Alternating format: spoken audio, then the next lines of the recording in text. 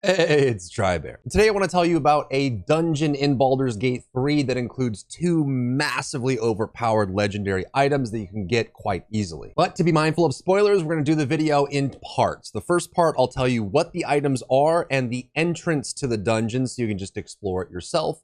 Then in the middle of the video, we'll start getting into spoilers, talk about the dungeon, explain the dungeon and the encounters and the puzzles you'll have to go through. At the very end of the video, I'll leave you with a very insane discovery that you find down in this dungeon that I only found on my third playthrough of the game. I did not get this information on the first and second playthrough, so once I got it, you can bet that my mouth was wide open. But first, you should come hang out with me on my live stream. I'm live every single day on twitch.tv/Drybear. If you do come hang out with me in the Twitch community, then your crush is going to text you back. All right, so let's start with the spoiler-free part of this. And the two items that we're looking at here are going to be the Baldur's Giant Slayer, which is a great sword, insanely powerful. It has a high amount of slashing damage plus base slashing damage, so it always does a large amount of damage dealt. It does come with weapon enchantment +3, which means it'll always have those nice rolls on it. You can also, on a hit, double the damage from your strength modifier, and the weapon grants you advantage on attack rolls against large, huge, or gargantuan creatures, which you can discover if they are by examining them and going to their properties, and there are some really nice things you do. So if you fight big mobs with this, you can do some insanely fun things. On top of that, it does come with a passive ability on it as well, which you can look at with Giant Form. This one you can use every short rest. You grow in size, your weapons deal an additional 1 to 6 damage, and you gain 27 temp HP and advantage on strength checks and saving throws. So this is for barbarians, fighters, paladins, any two-hander classes. It makes them insanely powerful, and it hits like an actual truck. It also comes with a special unique ability, Topple the Big Folk, which if you are hitting a target that is large, huge, or gargantuan, you will deal additional damage equal to your proficiency bonus, those creatures will take an additional slashing damage and must succeed a strength saving throw or fall prone. My record for this specific ability, you can see that it's a 2d6 plus 11 plus 4 slashing. It does anywhere from 15 to 30 damage. My record on a gargantuan target was I hit for like 146 with a single swipe, and that's not counting like the total. That's a single number hit. With the extra attacks, you can do even more, so it hits like an absolute monster. So this is one of the legendaries you can pick up in this dungeon. And the other one is going to be the Helm of Baldur. This one is a medium armor helm and is super useful at the end of the game. Baldur's Vitality, the helmet heals you 2 HP at the beginning of every turn. So every turn you're healing 2 HP. Baldur's Favor, you have a +1 bonus to armor class and saving throws. And Stun Immunity, you can't be stunned and you can't be critically hit. So these two items together can massively increase your party's strength, depending on where you put these items and who has them. Now, without spoiling anything, the entrance to this dungeon that remains a mystery at this point is going to be inside the Worm Rock prison. So when you get to the Worm Rock fortress inside the prison, there is a secret entrance inside. You will just need to go into the prison. From the door, turn left and go down the hall. And at the very end of the hall, you will find 2 torches with a dragon shape to them on the wall, and you just need to deal lightning damage to them in order to open it. You can even highlight them. They'll say Dragon Head Torch, and all you have to do is deal lightning damage for however means that you need. You can use scrolls, you can use cantrip, Shocking Grasp, you can use Lightning Bolt, you can use Chromatic Orb, whatever it is you want to use. Just make sure you deal lightning damage to these sconces, these torches on the wall, and the entrance to the dungeon will be engaged, and in you go to explore and eventually find these legendary items. And that concludes the spoiler-free primer for people that just want to know where the items are and where to go to get them and what the items look like. Now we're going to dive into how you find the dungeon, how to go through all the puzzles and solve them in the dungeon, as well as the big reveal at the end of the dungeon that you get if you do everything just right. So the reason you know about this dungeon at all is because that Will's dad, Duke Ravengard, tells you about it. And the only way you'll be able to get this information is if you save him from the prison in Act 3 of Baldur's Gate 3. So you need to, after you have talks with Gortash, he will be sent to the Iron Throne, which is the underwater prison. And when he's down there, you have to go to the underwater prison and rescue him, bring him back to camp. And you still need to have Will alive and engaged at this point in the story. so that they can talk and make up and get connected together. And once you do this, Duke Ravengard, will tell you that there's a secret underneath Baldur's Gate this entire time, a sleeping bronze dragon, a worm that's been hanging out under the city that was founded by Baldur himself and has been used, it's been a backup option for saving the city in case of great peril. And in this case, the absolute is the great peril. And so Duke Ravengard says, hey, go down there, get the dragon, wake it up, ride it out, and use it to save the city. You are worthy. You can go do it. So go down here. You'll find the entrance. He'll give you a specific book that you can read about. It tells you exactly where to go. Loosely, there's a puzzle there, and it tells you to find this entrance, and you have to use lightning to get in. Once you get in, you will start Baldur's Trials, which is the original founder of the city, Baldur's Gate. And so you'll come down here, and you have to complete all of his trials in order to unlock the room where the sleeping dragon is by going through the worm way. So let's go through each of the trials, talk about what they are, and then also talk about what the solution is if you're looking for that sort of information. The first trial on the left is going to be this trial of truth. And you'll walk in and there'll be a bunch of paintings on the wall. And in the center, there will be a shadow judge that's just kind of talking to himself in the middle. And then there's these 3 shadow cursed paintings in the middle as well. And you can walk up to each of these paintings and they each tell a story about something that had happened in Baldur's Gate. And you'll want to look at the paintings. It'll tell you what's going on. The secret to this is that if you actually examine the shadow judge, you will be able to see that he is currently cursed, and the paintings that are near him are also cursed as well. And so you need someone that can cast remove curse or some effect that can remove curse. If you remove the curse from the judge, he disappears, the shredded paintings become visible, and now all paintings are available for you to inspect and look at for the entirety of the puzzle.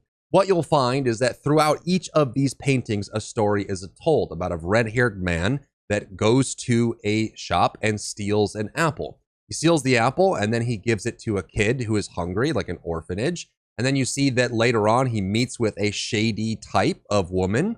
He goes to a fancy place and steals an astrolabe.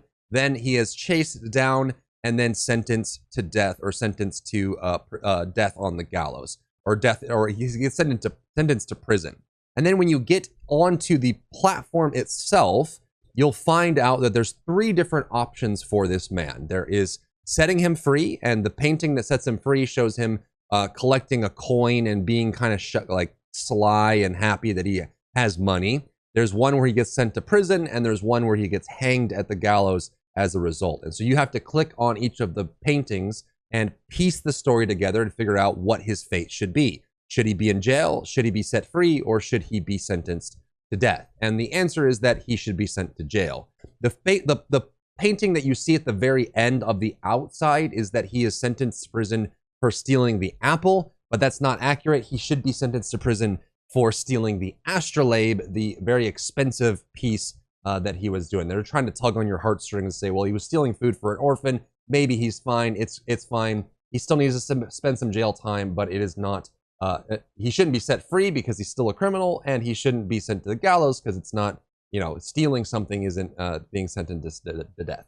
So Baldur has set up these trials to test you to make sure you're virtuous. And in this case, you just want to select, remove curse on the judge, and then select the painting that is him going to jail, and you'll have solved this puzzle. The next trial tests your courage and your ability to stand firm in the face of danger. And so you'll come up to this platform, you'll talk to the statue, it'll say, hey, grab the torch if you're ready. And when you grab the torch, elementals and myrmidons will start spawning and attacking you. And you have to survive 4 turns of this onslaught, and it starts getting harder and harder as you go along. However, there's a very easy way to solve this puzzle or solve this encounter, in that all of the myrmidons and elementals that spawn on the edge of the platform. And so I found it very easy to just spread your characters out and then just knock all of the elementals off as soon as they spawn into the void and kill them instantly. So you could just yeet them all off the edge. You can fight them as well. This one's very simple. All you have to do is survive the encounters, survive the turns, and you're good to go.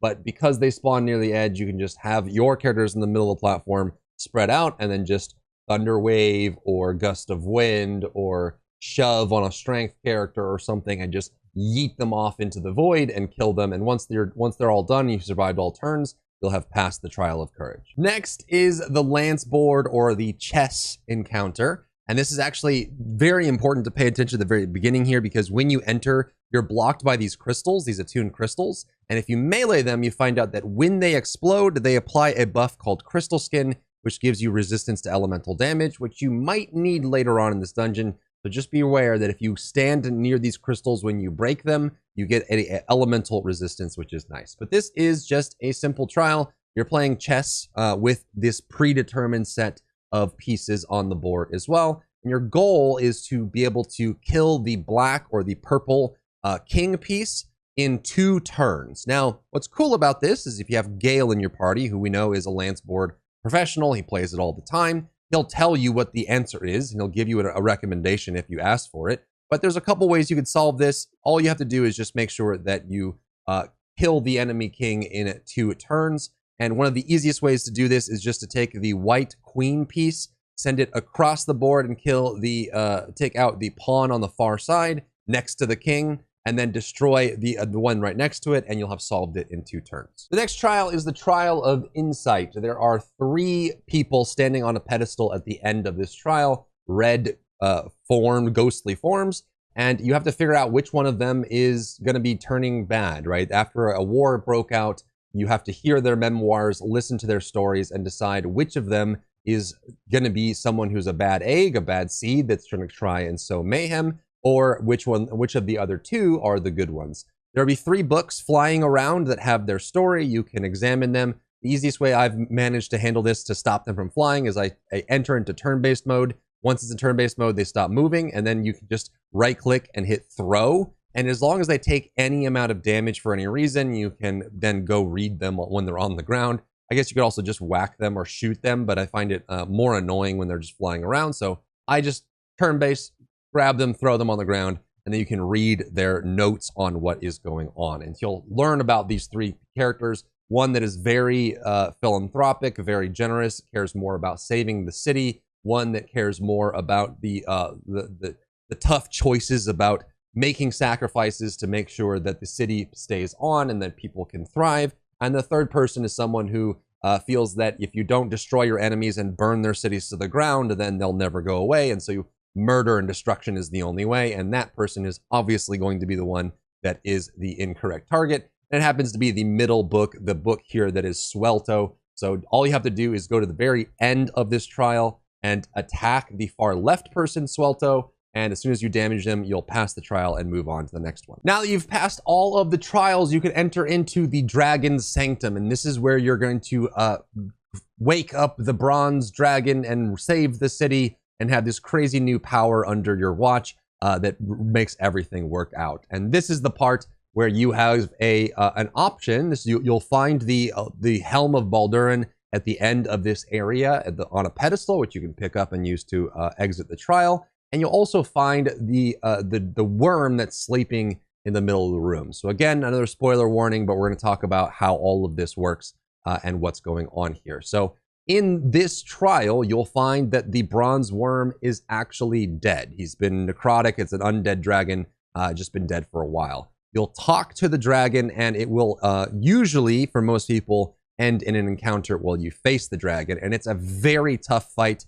if you're under-leveled or if you're on Tactician. He's level 17. Very difficult challenge to overcome. So let's talk about the encounter, because the encounter, killing the dragon and looting his corpse, is how you get the great sword from this as well. So you'll want to be aware of that and make sure you take out the dragon. Of course, you can lower the difficulty if you're having trouble. He's got a bunch of health and he's very high level. So he'll spawn with 2 water myrmidons that will be attacking you. My recommendation is that the dragon does so much AoE damage here that does hit the myrmidons that I would actually recommend just ignoring them if you can. Heal through it, buff up, use Shield of Faith and AC, and make sure you just ignore them, because you're going to need as much damage as you can to take out the dragon.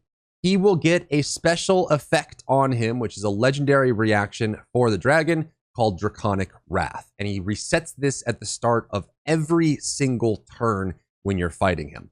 When he has the buff Draconic Wrath on him, the next target that hits him, he will be able to use a reaction to shoot a giant lightning explosive to that target and do a bunch of damage. So you want to spread your characters out as much as you can. And when you're ready at the start of a turn, you want to make sure that you're triggering Draconic Wrath with a character that can take it easily and survive. And remember, we talked about those attuned crystals at the beginning of the Lance board, the chess trial.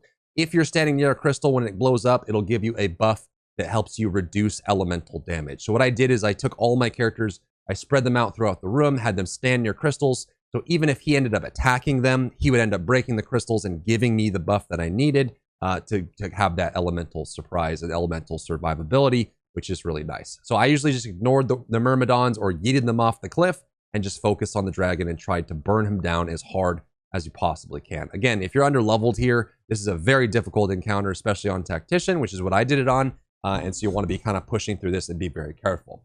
The next thing that you want to be aware of is that partway through the fight, when he gets about half HP, he will unlock a new ability, which is incredibly problematic. And that is he has a gather power effect. And what he does with this is that when he gathers power, the next turn, so he'll spend one turn gathering power, and then when the next turn that he has this, he will then do this massive room-wide lightning explosion that does on Tactician, it did about unmitigated about 200 damage, which means that everyone's going to get one shot. All of your characters are going to die if you get hit by this. There's two main ways to avoid this, at least that worked for me.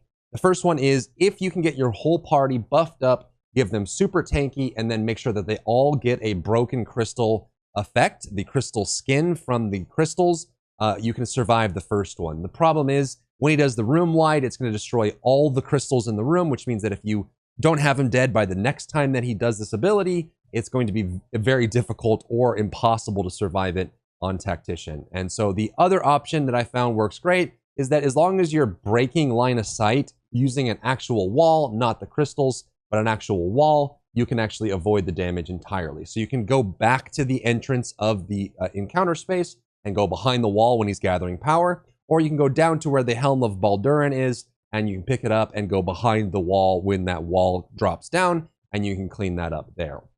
Other than that, just make sure that the person that's tanking the Draconic Wrath reaction from him can handle it, and you're not spreading a whole bunch of damage when you are like grouped together when he hits all of that. I spawned pets and had them tank it, or I had someone with super high tankiness tank it that had high HP, so you can just, take that hit and go back. And then once you're done, you kill the dragon, you'll be able to get the legendary sword off of him, and then you're good to go from that point forward. And this is a dungeon and an encounter I would recommend doing on every playthrough. The helm is insanely strong, and the weapon is one of the best two-handed weapons that you can get in the entire game. It hits like an absolute truck, and it scales so well with any character that uses great swords. So just make sure that you plan to do this on most runs, because it will give you a strong benefit from that. And another healthy spoiler warning, let's talk about the shocking reveal that you find in this dungeon at the end once you once you finish off the dragon and everything's good to go. Let's talk about that spoiler here. So again, spoiler warnings for Act 3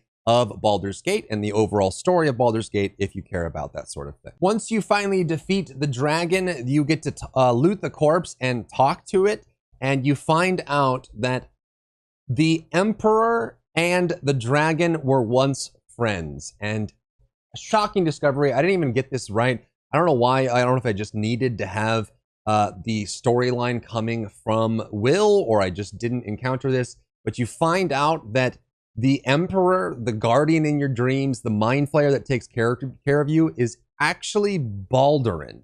And this blew my mind. It's the founder of Baldur's Gate who had become a mind flayer and has been standing by you this entire time, talking to you and engaging with you.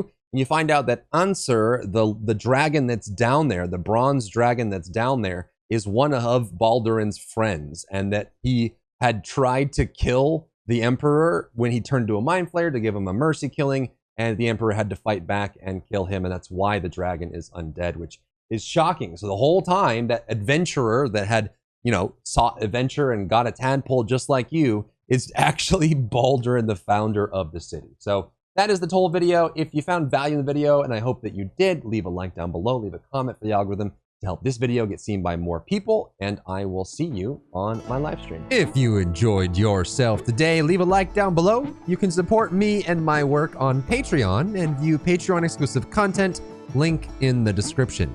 Thank you so much for tuning in, and I'll see you in the next one.